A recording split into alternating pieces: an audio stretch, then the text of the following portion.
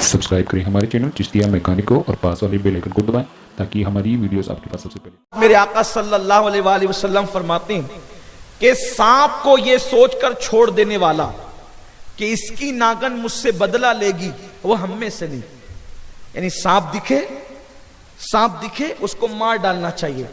हुजूर फरमाते हैं ये सोचकर कि इसकी नागिन मुझसे बदला लेगी, ये सोचकर सांप को छोड़ने वाला हम में से नहीं। आमतौर पे ये अकीदा होता है ना, अहले अरब में भी ये अकीदा था कि अगर हम किसी सांप को मारेंगे, जी हाँ, अगर हम किसी सांप को मारेंगे तो ये सांप की नागिन हमसे बदला लेगी। ये अकीदा अरब के काफिरों का था और बाद में फिर ये अकीदा हिंदुस्तान में भी लोगों ने इसको आम किया। काफिरों से ये अकीदा मुसलमानों में आया कि अगर हम किसी सांप को मारेंगे तो सांप की नागिन हमसे बदला लेगी। पहली बात तो ये बताएं, जो लोग ये कहते हैं कि सांप की नागिन हमसे बदला लेगी, नागिन को पता कैसे चला कि आपने मारा? लोग तो अभी तक नबी के इल्मे गैब पे झगड़ा कर रहे हैं, नागिन को इल्मे गैब कैसे हो गया? नागिन को इल्मे गैब कैसे हो गया? तो उसको नहीं पता कि सांप को किसने मारा। तो ऐसा नागिन कोई बदला नहीं लेती। और ये कहें, ये समझ के छोड़ देना कि बदला लेगी, हुजूर फरमाते हम में से नहीं। यानी अगर सांप नजर आए तो उसको मारना चाहिए, सांप नजर आए तो उसको मारना चाहिए। जंगलों में जो सांप निकलते हैं, बस्ती के अंदर जो आमतौर पे हमारे रमजानपुरे के इलाके में भी सांप निकलते हैं, तो उसको मारना चाहिए, फौरन मारना चाहिए, उसको छोड़ना नहीं चाहिए। इसलिए कि अगर आपने घरों में निकले तो मसला अलग है और वो उसके मुतालिक जो है इंशाअल्लाह ताला किसी मौके पर मैं तफसीली बयान करूंगा, लेकिन अभी मेरा उन्वान चूंकि वो नहीं है, तो इसलिए सांप नजर आए तो उसको मारो। लोगों का अकीदा ये भी, हकीमुल उम्मत मुफ्ती अहमद यार खान नईमी रहमतुल्लाह अलैह फरमाते हैं कि सांप को अगर मारो तो उसकी आंखों में मारने वालों का फोटो आ जाता है ना। मुफ्ती अहमद यार खान नईमी अलैहिर्रहमा मिशकात शरीफ की शरह में ये लिखते हैं कि मारने वाले का फोटो आ जाता है। कोई फोटो नहीं आता भैया, कोई फोटो नहीं आता। इसलिए लोग क्या करते हैं कि सांप की मुंडी जला देते हैं ताकि वो तस्वीर जल जाए, वो फोटो जल जाए। अच्छा, वो आपने ये सोचा कि वो फोटो आ जाता है इसलिए कि लोग उस दौर के जिन्होंने ये अकीदा गढ़ा है वो फोटो तक ही उनकी रिसाई थी, वरना लोग ये कह देते कि वो वीडियो भी आ जाता है। तो ये सारी तोहमात परस्ती की बातें हैं, ना फोटो आता है ना वीडियो आता है, ये सब चीजें नहीं है। और लोग दरअसल मुफ्ती अहमद यार खान नईमी रहमतुल्लाह अलैह ये फरमाते हैं कि सांप को जब मारा जाए तो वो बेहोश हो जाता है। असल बात ये, सांप को मारा जाए तो वो बेहोश हो जाता है। लोग समझते हैं कि वो मर गया, लेकिन सांप मर गया इसकी अलामत क्या है? सांप को जब मारो तो उसकी पीठ नीचे हो जाती है और उसका पेट ऊपर हो जाता है, ये उसकी अलामत है कि वो मर गया, ये है। और उसको इसलिए जला दिया जाता है कि ये बेहोश होकर के फिर चलने न लगे और लोगों को नुकसान न पहुंचाए, इसलिए उसको जला दिया जाता है ताकि ये बात कंफर्म हो जाए, ये बात बिल्कुल वाज़ेह हो जाए कि ये मर चुका। और रही बात कि कोई नागिन जो है वो किसी सांप के मारने पर बदला नहीं ले सकती, ये अकीदा मुसलमानों का नहीं है, ये अकीदा दूसरों से मुसलमानों के अंदर मुंतकिल होकर आया है। मेरे गैबदा नबी सल्लल्लाहु अलैहि वसल्लम ने फरमाया, जो सांप को ये समझकर छोड़ दे कि इसकी नागिन मुझसे बदला लेगी, वो हम में से नहीं। अच्छा, किसी को सांप डस ले तो लोग मोहल्ले में ये दहशत फैलाते हैं कि वो फलां ने फलां सांप को मारा था तो उसकी नागिन ने बदला लिया। ये सब तोहमात परस्ती और देवमालाई जो है वो किस्से हैं और इससे इस्लाम का कोई ताल्लुक नहीं है। यहां पर मुझे एक बात याद आती है, दरअसल हुक्म ये है कि मूजी जानवर को मार डालो इससे पहले कि वो तुम्हें ईजा पहुंचाए। कत्लुल मूजी कबलुल ईजा, के उस जानवर को मार डालो जो तुम्हें तकलीफ पहुंचाए, उसको कत्ल कर दो, खत्म कर दो उसको। बल्कि यहां तक फरमाया गया, अगर तुम नमाज की हालत में हो और तुम्हें सांप नजर आए तो हालते नमाज में इस नमाज को तोड़ दो और सांप को मारो ताकि वो किसी को अजियत न पहुंचाए, नुकसान न पहुंचाए। यहां पर एक चीज मैं आपको और बता देता हूं कि मुझे पता चला है, अब बात हदीस पाक की निकल आई तो अर्ज करूं कि रमजानपुरे के लोग और उधर कच्ची बस्ती जो उस तरफ है मालदा शिवार वगैरह में या जंगलों में जहां पर सांप निकलता है तो लोग उसको पकड़ लेते हैं और उसको खेल तमाशा करते हैं। ऐसा नहीं होना चाहिए, उसको मार डालना चाहिए। ये खेल तमाशे की बुनियाद पर ایک بندے کی جان گئی ہے، میں جس کو جانتا ہوں، ایک بندے کی جان گئی ہے، اس کے گھر میں سانپ تھا، نکلا، گھر کے لوگ اس کو مارنا چاہتے تھے، وہ سانپ پکڑنے کا عادی تھا، اس نے بہادری کی بنیاد پر اس کو مارنے نہیں دیا، اس کو مارنے نہیں دیا، اور بعد میں کچھ دنوں کے بعد اسی سانپ نے اس کو ڈسا اور اس کے بعد اس شخص کا انتقال ہو گیا۔ اللہ اس بندے کی مغفرت فرمائے۔ بہرحال جس کی موت جس میں لکھی ہوتی ہے تو اس کو اسی میں موت آتی ہے، لیکن حضور علیہ السلام کا فرمان ہے کہ ایذا دینے والی چیز یا تکلیف دینے والا جانور نظر آئے تو تم اس کو وہیں پر قتل کر دو، بلکہ یہاں تک فرمایا گیا، فقہا فرماتے ہیں کہ اس کو نماز توڑ کر قتل کرو، سانپ اگر نظر آئے، کیونکہ وہ تمہیں ڈسے گا ہی۔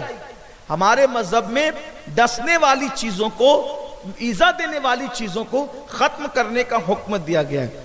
اب کبھی کبھی ایسا بھی ہوتا ہے کہ جنات بھی سانپ کی شکل میں آتے ہیں، تو ہمارے بزرگوں نے فرمایا کہ اگر آپ کو ایسا شبہ ہوتا ہے کہ یہ جنات سانپ کی شکل میں آ گیا ہے تو آپ یہ کہہ دیں کہ چلے جائیں، یہاں سے چلے جاؤ، دوبارہ کہہ دیں چلے جاؤ، تیسری بار کہہ دو چلے جاؤ، پھر بھی نہ جائے تو آپ اس کو مار ڈالیں، آپ پر کوئی گناہ نہیں ہے۔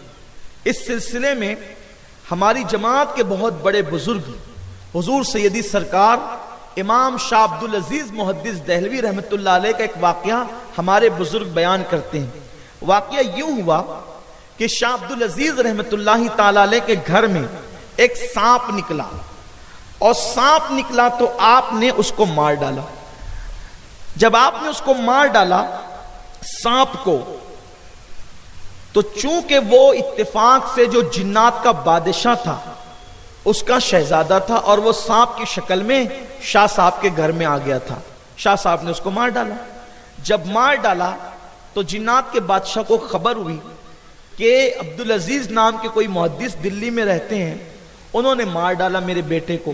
تو اس نے چند جنات کو بھیجا انسان کی شکل میں، کیونکہ جنات جو ہے وہ بہت مختصر وقت میں کہاں سے کہاں پہنچ سکتے ہیں، وہ شکلیں بھی بدل سکتے ہیں۔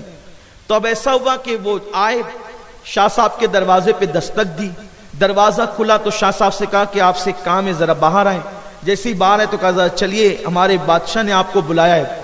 چند قدم چلے تو کیا دیکھا کہ دلی تو ختم ہو گیا، لیکن ایک نئی بزم میں آپ تشریف لے گئے، جہاں پر بہت سارے لوگ موجود تھے عجیب عجیب چہرے والے، اور وہاں پر ایک بزم سجی ہوئی تھی اور ایک بادشاہ بیٹھا ہوا تھا۔ شاہ صاحب کو لے جا کے کہا کہ یہی مجرم ہے۔ شاہ صاحب نے کہا میں نے کیا جرم کیا ہے؟ تو بادشاہ نے کہا آپ نے میرے بیٹے کو قتل کیا۔ شاہ صاحب نے فرمایا میں نے کسی کے بیٹے کو قتل نہیں کیا۔ کہا وہ جو سانپ آپ کے گھر میں تھا وہ میرا بیٹا تھا۔ شاہ صاحب نے فرمایا تیرا بیٹا تھا یا کون تھا مجھے نہیں پتا، میں تو اتنا جانتا ہوں کہ میرے حضور کا فرمان ہے قتل الموذی قبل الایذا، ایسی چیز کو قتل کر دو جو تمہیں ایذا پہنچائے، اور اس سے پہلے اس کو قتل کر دو کہ وہ تمہیں ایذا پہنچائے، ایذا پہنچانے سے پہلے تم ایذا پہنچانے والے جانور کو قتل کر دو۔ میں نے تو حضور کے فرمان پہ عمل کیا ہے، اب آپ بادشاہ جنوں کے اور آپ کہتے ہیں کہ میرے بیٹے کو قتل کر دیا تو ہم بھی تمہیں قتل کریں گے، میں نے حضور کے فرمان پہ عمل کیا ہے، آپ کیسے مجھے قتل کر سکتے ہیں؟ تو بادشاہ نے کہا کیا یہ حضور کی حدیث ہے؟ انہوں نے کہا بالکل حضور کی حدیث ہے۔ کہا ہمیں نہیں پتا کہ حضور کی حدیث ہے۔ تو شاہ صاحب نے فرمایا آپ کو نہیں پتا تو میں کیا کروں، مجھے پتا ہے کہ حضور کی حدیث ہے، میں نے اس پہ عمل کیا ہے، کوئی ضروری تو نہیں نا کہ حضور کی ہر حدیث ہر بندے کو یاد ہو۔ تو اس بادشاہ نے کہا ٹھیک ہے اگر یہ بات ہے تو ابھی فیصلہ ہو جائے گا۔ کہا ایک کام کرو مدینہ منورہ جاؤ اور جا کر کے وہاں پر بہت سارے جن رہتے ہیں جنہوں نے رسول اللہ کی زیارت کی ہے، جو حضور کی محفلوں میں بیٹھے ہیں، ان میں سے بزرگ جن کو جو صحابی ان کو بلا کر کے لاؤ کہ وہ آ کر کے فیصلہ کریں گے کہ شاہ عبدالعزیز صحیح کہتے ہیں یا بادشاہ صحیح کہتا ہے۔ بس چند جن گئے اور تھوڑی دیر میں واپس آئے تو دیکھا کہ ایک بہت نورانی چہرے والے بزرگ تشریف لائے اور بہت بوڑھے ہو چکے ہیں۔ جیسے ان کو دیکھا سارے جنات کھڑے ہو گئے اور جنوں کا بادشاہ بھی کھڑا ہو گیا، اور اپنے تخت پر جنوں کے بادشاہ نے اس بزرگ کو بٹھایا اور وہ خود دوسری طرف بیٹھے۔ بیٹھا, یہ ادب کیا, احترام کیا. اور آنے والے بھی وہ جن صحابی تھے, یعنی جنوں کی عمر بہت زیادہ ہوتی ہے نا, تو جن صحابی تھے, سب کا احترام کیا.